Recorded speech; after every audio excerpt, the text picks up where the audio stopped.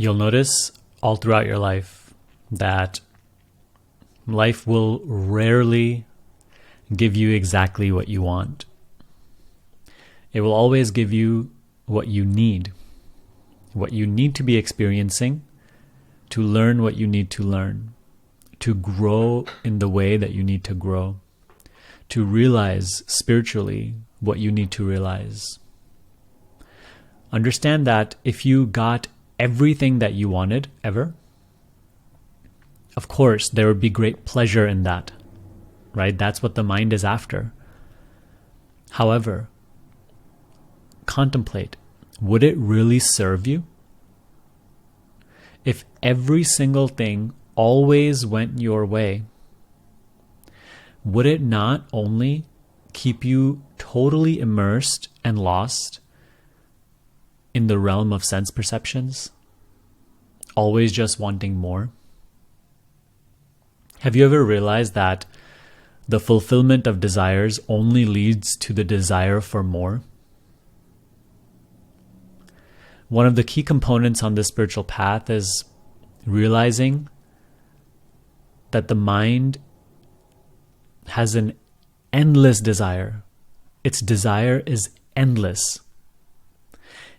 It never ends.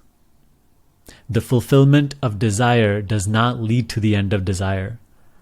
The fulfillment of desire only leads to more desire. Whereas the irony of it is that the whole goal of desire is to reach to a point of fulfillment. But the mind, which inherently has a stain of incompleteness, unfulfillment, because it is limited, it is not the true self, can never reach a place of fulfillment. It only knows temporary relief, which is always followed by pain, which then also is followed by the desire for relief again. So this cycle of pain and pleasure will continue going on and on and on until you wake up to its endless repetitive nature and start to, rather than seeking pleasure in the realm of the sense perceptions, turn inward. Fulfillment lies inward. So that is something that we need to start waking up to. Now, when you start to realize this, you can really begin to appreciate the circumstances that are before you. Even though the circumstances may be problematic, even though the circumstances may not be entirely to your liking, even though the circumstances may not be pleasant, you can start to see what life has constructed for you, what it has made to arise before you, from which you need to learn and grow from. You will see that, like in the beginning, when you just encountered spiritual teachings, you felt that, hey, now life is just going to be perfect. But you start to notice that, if anything, sometimes it's even more struggle. Now that you've encountered the spiritual teaching, sometimes you may even face greater hardship. Now, there's nothing wrong with that, and you're not doing anything wrong. It's just that now you are really aware of your dysfunction. You're no longer numb to it. And all the conditioning, all the limited ideas, all the resistances are now coming before you and are being known. Previously, they were just in the background, unknown. They were operating as you, but now they start manifesting as all of these different things, mentally and physically. And now these aren't things to be resisted and, avoided and run away from. You have to experience these things. You have to live amidst the hardship and move through the hardship while abiding by the principles of the spiritual teaching that is coming in your life. You have to live in acceptance of what is, rather than just constantly seeking a release or escape away from them. The things that you are realizing in your meditation practice, the truth of yourself, how you're realizing that you are more than just the body-mind, in the midst of your hardships, you have to implement those realizations. You have to live as if what you are realizing is true. Because, when in hardship, what starts to seem true is personal identity. What starts to seem true is limitation. But in the face of limitation, when it's easy to succumb to your lower nature of anger, greed, resistance, denial, fear, you have to abide by, live by, be the living embodiment of the spiritual teaching that is coming into your experience through books, through videos, through your inner contemplations, through your meditation. And when you live by and abide by these teachings, these principles of acceptance, surrender, non-reaction,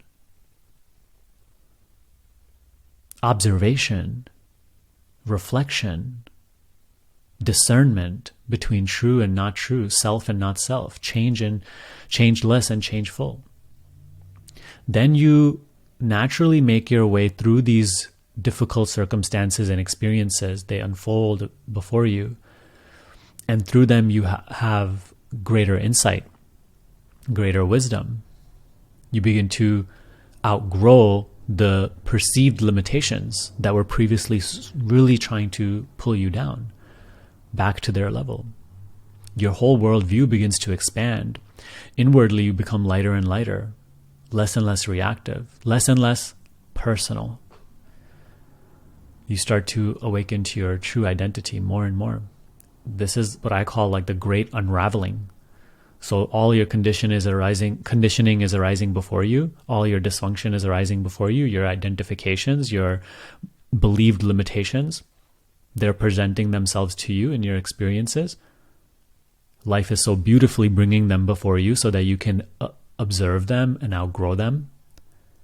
And as they're arising, they're unfolding, you are having total acceptance of all that is arising, meaning you're just no longer resisting, you're no longer battling. You're just allowing yourself to experience whatever life has in store for you. This, my friend, is surrender. And this is the key to spiritual evolution. Absolutely, meditation is one aspect of it, and that's something that we heavily discuss on this channel, this turning inward, because that is the source, that is like the foundation of this entire practice, from where you grow in non-attachment, in wisdom, in clarity, to be able to even practice these things during the hard times. But when those hard times manifest, they appear. Most people, even if they have a meditation practice, they run away, they resist, they avoid. They're just constantly chasing pleasure. They just want things to work out for them personally. They want personal gain. They don't want spiritual understanding. Are you doing the same thing? You have to be very honest with yourself. A key ingredient for spiritual evolution is self-honesty, radical self-honesty. You can lie to everybody else, but you cannot lie to yourself. Otherwise, you will delude yourself and bind yourself to your suffering. So that's something to be really aware of, that life will never give you exactly what you want. And even if it did, it wouldn't serve you. It is the mind's immaturity to believe that, hey, if I got everything I wanted, everything would be okay. Everything is transient, my friend. This realm of sense perceptions, what you call life, cannot ultimately satisfy you, because the one who seeks to be satisfied is itself illusory, and you have to wake up from its grasp through meditation and by implementing what we're talking about today. And in this way, then you can start to see that everything that life is putting before you is for your own greatest good, awakening. Not for any personal gain, but for waking you up to your true nature. It's all designed perfectly in that way. So no matter what you're experiencing, whether it is pleasant, pleasure or pain, whether it's just some sort of stagnation, whether it's confusion, live by the teaching, abide by the teaching. Abide by the principles that we talk about in these videos. And you will never be misled then. An inner intelligence will guide you. You will always have the strength, the clarity to navigate your challenges No challenge comes before you that you cannot handle. Life does not give you any challenges that you cannot handle. Knowing that, appreciate what has come before you rather than resisting it. Allow it, experience it, move through it, and grow. That's the way. I hope that video helped you greatly. If you want to make what you heard in today's video your direct experience, then you have to start practicing self-inquiry meditation. So I have a resource for you that you can download for free in the description box below. It is my self-inquiry guide. It will teach you how to practice self-inquiry step by step. And if you're looking for help with consistency and depth in your practice, and you want a more structured approach, check out our School of Awakening. School of Awakening is a community of people practicing self-inquiry and awakening to their true self. It is an amazing program that will help you break through. So firstly, we have our amazing community group here where you can ask questions anytime. Along with that, we have our course material, where, as you can see over here, day by day, I will lead you down into a deeper and deeper understanding, and again, more importantly, experience your true nature. Along with that, we do weekly meetings, Q&As, guided meditations, and from within the program, you can even book a private meeting with me to get additional help. It is an incredible resource. If you are serious about your self-inquiry practice, you want to commit to going deeper into these teachings, then I highly encourage you to take a look at the link in the description box below. It'll take you over to the School of Awakening page and you can enroll right away. So I certainly hope to see you inside of our School of Awakening. But that's all for today's video. I hope you gained a lot of value. I'll see you next time.